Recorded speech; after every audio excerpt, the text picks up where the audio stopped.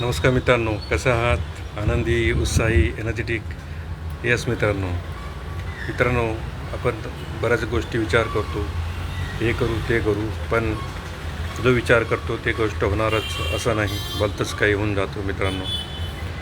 वेळ कशी येईल काही सांगता येत नाही.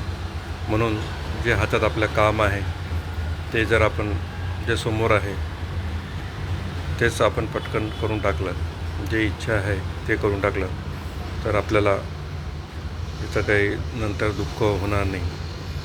कारण आपल्याला माहिती आहे आता जे इन्सिडेंट आजकाल घडत आहेत त्यावरून पुढच्या सेकंदाला काय होणार काही आपल्याला काहीच कल्पना नाही आहे. म्हणून जे आपल्याला वाटतं, जे मनात आहे, जे इच्छा आहे त्यांना भेटायचं, त्यांना भेटायचं, भेटून घ्या मित्रांनो.